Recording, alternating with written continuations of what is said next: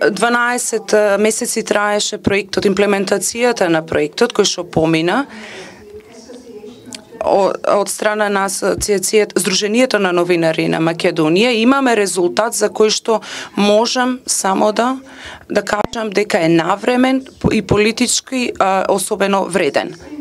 Ова ми представува особено задоволство да им се заблагодарам на Сдруженијето, на ОЕР и на колегите, што успеавме да го споиме проектот кој што од самиот почеток ги даваше насоките за да се фокусира кон тековниот живот во медиумите во Македонија. Ситуацијата со медиумите.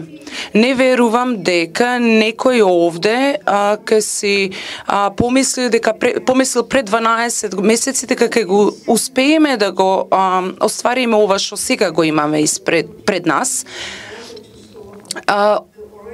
да се реши веќе значи веќе во она што веќе во 2002 висеше како политичка.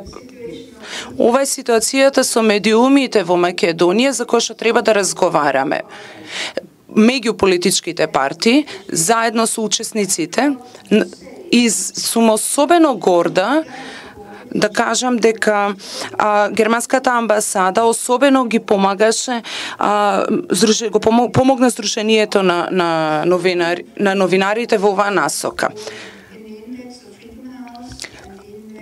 Значи, Македонија го подобри своето место во однос на Сдруженијето без граници и индексот на медиуми. Особено владеачките потребно е да се развие посебно ниво на игра, посебно новено поле на делување, особено полето на медиумите. Медиумите се одговорни да информираат јавноста дополнително. Медиумите треба да обезбедат фер надпреварување помеѓу учесниците, кои што се активни на политичката сцена.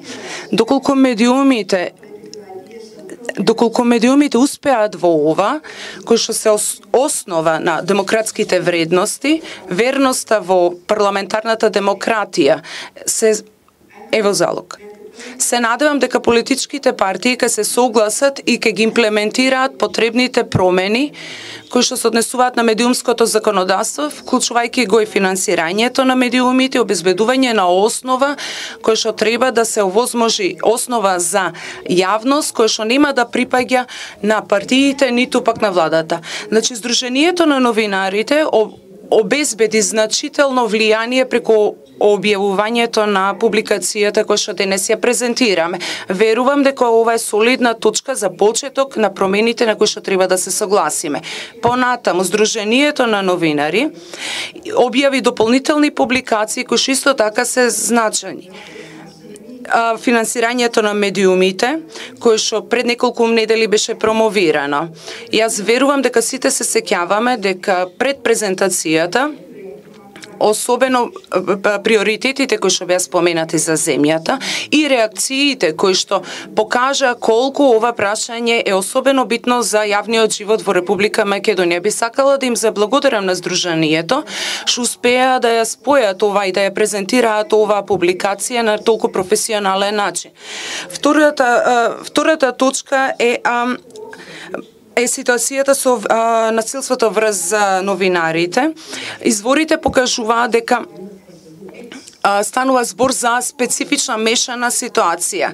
Иако судовите донесуваат одлука и европските, следејќи ги практиките на Европскиот совет за човекови права, сепак не е успеено да се реши постоечкиот број на случаи кои што заостануваат. Ова представува особено загрижувачки факт. Ова зборува за обемот на проблемите во медиумите сектори кои што представуваат повеќе од 40% од монитираните случаи во кои што новинарите ги тужат новинарите.